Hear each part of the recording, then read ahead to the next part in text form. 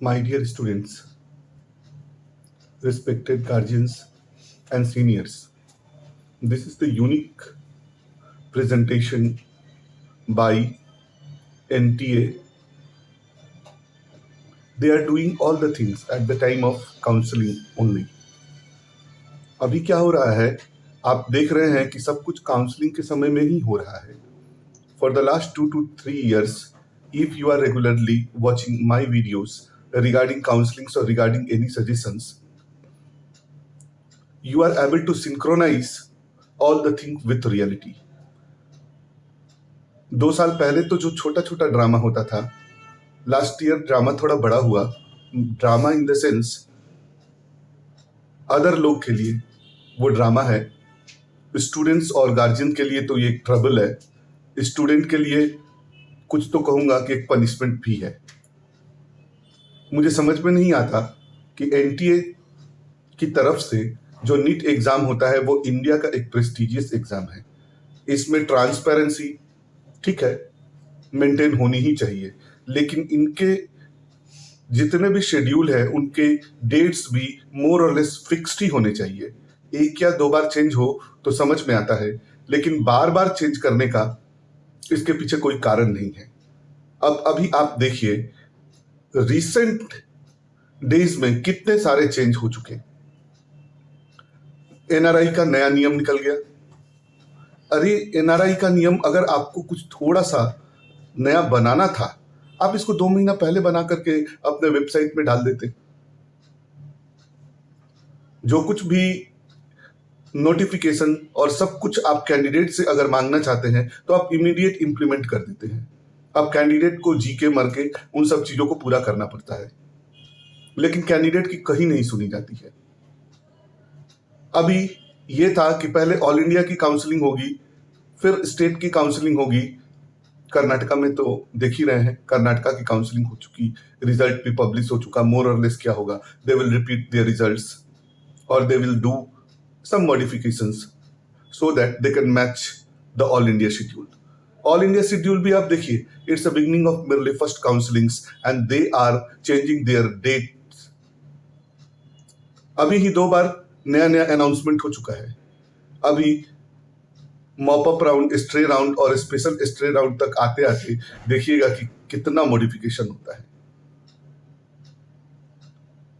NTA is contradicting itself by their data. NTA अपने ही data को खुद से कॉन्ट्राडिक्ट करती है. बहुत सारे टीचर्स ने इसको दिखा भी दिया. 50-50 नंबर लाने वाले लोग भी गवर्नमेंट मेडिकल कॉलेज में पढ़ते हैं और वो काउंसलिंग की कौन सी सुपर डुपर स्ट्रे मॉडिफिकेशंस है ये किसी को नहीं जाना गया है. मेरा कहने का ये मतलब नहीं कि I am always blaming NTA.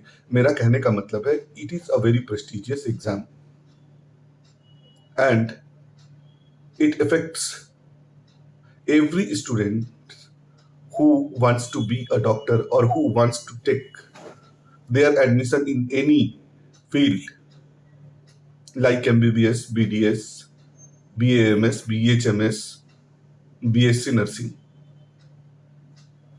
तो इसके पीछे इतना और इतना बड़ा तमाशा क्यों? एनआरआई में आप खुद ही देखिए, लास्ट ईयर कहीं कहीं छुटपुट कुछ कार्रवाई कर दी गई, उसके बाद से आपको कुछ काम नहीं. आप देख लीजिए नॉर्मल लास्ट ईयर जितने भी एनआरआई हैं, मुझे तो लगता है कि 90% उनमें से फेक ही हैं. डॉक्यूमेंट किसी का भी मिला लीजिए. जब ये मामला पूरा रोड गली मोहल्ला सब जगह आम हो गया तब एनआरआई का चीज चेंज कर दिया गया. लेकिन उनका क्या, जो फेक एनआरआई डॉक्यूमेंट से पढ़ रहे हैं. खैर छोड़िए, दीज आर द प्रॉब्लम्स और these are the current problems जिसका की इफेक्ट स्टूडेंट्स और आगे की जनरेशन पर होने जा रहा है. Here we should learn from the other institutions like IIT and other effective examination systems. Here the examination system is faulty. We cannot do anything. Just what our students have to do, they have to take the smart move. मैं counselling के नियम को पहले भी पढ़ता था, अभी भी पढ़ता हूँ. बिना पढ़े कोई बात नहीं करता. लास्ट 15 to 20 ईयर्स का काउंसलिंग में फ्रॉम यूजी टू पीजी एक एक्सपीरियंस है। मैं बता सकता हूं कि कब कहाँ क्या क्या हुआ, कैसे होता है, कैसे नहीं होता है। तो feel free to discuss with me. आप कभी भी कैसे भी चाहे मुझसे डिस्कस कर सकते हैं। If the topic is interesting end of general use and for the public benefits 100% I will discuss. और मैं अपने स्टूडेंट्स और गार्जियंस लोगों से कहता हूं कि मुझे व्हाट्सएप करें, जाने काउंसलिंग के बारे में। और काउंसलिंग को कैसे अटेंड करना है ये भी एक बहुत बड़ी रिसर्च है। एटलीस्ट आजकल तो ये बहुत ही सिंपल हो सकता है अगर हमारा एनटीए और सिस्टम चाहे तो। किसी भी अगर आप सॉफ्टवेयर जानने वाले लोग को बोलिएगा तो वो काउंसलिंग के पूरे पैटर्न को एक लैपटॉप पे बहुत अच्छे ढंग से सजा देंगे। और वैसे अगर काउंसलिंग की जाए तो बहुत ही आराम से काउंसलिंग हो सकती है, उसमें कहीं कोई दिक्कत नहीं है। आजकल सब कुछ बहुत हद तक सोशल मीडिया, लोकल मीडिया पर अवेलेबल है। आपको अगर कुछ सच्चाई दिखाना है तो एआई और बहुत सारे सॉफ्टवेयर का हेल्प आप लेकर के सब कुछ जान सकते हैं। तो जैसे जैसे एजुकेशन बढ़ेगा उन लोगों की प्रॉब्लम तो और भी बढ़ने वाली है, बिकॉज कि now students are not keeping themselves quiet, they will raise their voice. And by this thing, I am also seeing some good modifications are occurring. Always believe in Indian judiciary system and try to approach if there is any malfunction. आप counselling को अच्छे से attend करें, समझ जाएंगे क्या क्या हो रहा है। फिर भी उन सब में आपका स्मार्ट मूव ये डिसाइड करता है कि आपको कैसे से कैसे कॉलेज मिल सकता है। अभी थर्ड राउंड एक क्रिटिकल राउंड होने वाला है, क्योंकि थर्ड राउंड में आप देखिए कन्वर्सन है। एनआरआई का रूल्स अभी बहुत स्ट्रिक्ट है, तो आशा कर सकते हैं कि एनआरआई की सारी सीटें भरेंगी नहीं। सो माइन्यूट काउंसलिंग्स आर रिक्वायर्ड। अब जब एनआरआई की सीटें पूरी तरह से भरेंगी नहीं तो वहां एक कॉलम है कि सभी सीटें फिर मैनेजमेंट को या फिर गवर्नमेंट कोटा को ट्रांसफर हो जाएंगी। प्राइवेट कॉलेजेस में मैनेजमेंट को ट्रांसफर हो जाएंगी और गवर्नमेंट कॉलेज अगर रहा, वहां के एनआरआई सीट रही तो गवर्नमेंट कॉलेज में नॉर्मल कोटा में ट्रांसफर हो जाएगी। तो वहां पर अचानक बहुत सारी सीट आ जाएंगी। तो जो स्टूडेंट्स बॉर्डर लाइन पर हैं वो डेयर करें, ऐसा मत करें कि सेकेंड राउंड में सीट लेकर के जो मिल जाए सेटिस्फाइड हो जाए। ये क्या करेंगे? ये काउंसलिंग का बहुत बड़ा दुविधा है कि कोई ध्यान से देखता नहीं है। और काउंसलिंग की सबसे बड़ी दुविधा क्या है कि जैसे जैसे राउंड बढ़ते जाता है आपके ऊपर रिस्ट्रिक्शंस और टाइट कर दिए जाते हैं कि जिस स्टूडेंट्स को मिल गया उस स्टूडेंट्स को फिर कभी काउंसलिंग में बैठने का कोई मौका नहीं है। ऐसा क्यों? ये बिल्कुल भी उचित नहीं है। काउंसलिंग चाहे जितने भी राउंड की हो, it should be start with the rank 1।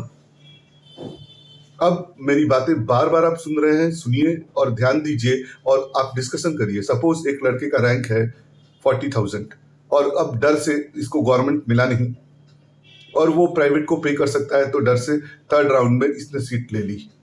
अब गवर्नमेंट की रैंकिंग के अनुसार 39,000 पे गवर्नमेंट, स्टेट गवर्नमेंट की सीट बंद हुई थी। स्ट्रे राउंड में 4 सीट और आ गई, ठीक है, लेकिन उन 4 सीट में इसका कोई अधिकार नहीं। क्यों? पता चलेगा 60,000 वाले लड़के फिर गवर्नमेंट सीट ले लिए और इसको आपने काउंसलिंग में बैठने ही नहीं दिया। ऐसा तो भी तो सॉफ्टवेयर हो सकता है कि सब काउंसलिंग में बैठे हैं तो जो 60,000 वाला है वो 40,000 ले लेगा और जो 1.5 लाख वाले बैठे हुए थे उनको ये 60,000 वाले रैंक की सीट मिल जाएगी। इतनी सी बात भी समझ में नहीं आती। तो फिर ये काउंसलिंग का जो भी डिजाइन तय किया गया है और सिर्फ बोल देते हैं बेवकूफ बनाने के लिए कि हमको ये क्या चीज ब्लॉकिंग रोकना है।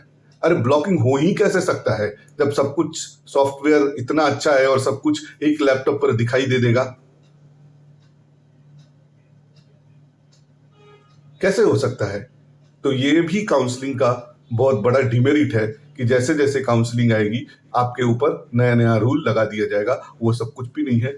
It's for the harassment of students. और जो लोग प्राइवेट और ये सब में पार्टिसिपेट कर लेते हैं, मैक्सिमम स्टूडेंट्स या बहुत सारे स्टूडेंट्स देखेंगे कि there are every chance that they are going to lose their security money. either it may be 1 lakh or 2 lakh. If they are losing 1 or 2 places, straightforwardly they are in loss of 4 or 5 lakhs, and no one can save that. There are certain points at which the students are stuck. To have a nice move for the counseling and raise this first, that in each and every round, if there is any round, ensure the participation of all candidates. इससे blocking और ऐसा कुछ नहीं है कि रुकेगा। इससे ज्यादा से ज्यादा क्या होगा, इससे सुविधा होगा कि you will get a correct rearrangement. जो रीअरेंजमेंट का प्रोग्राम है वो बिल्कुल भी सही होगा। Thank you.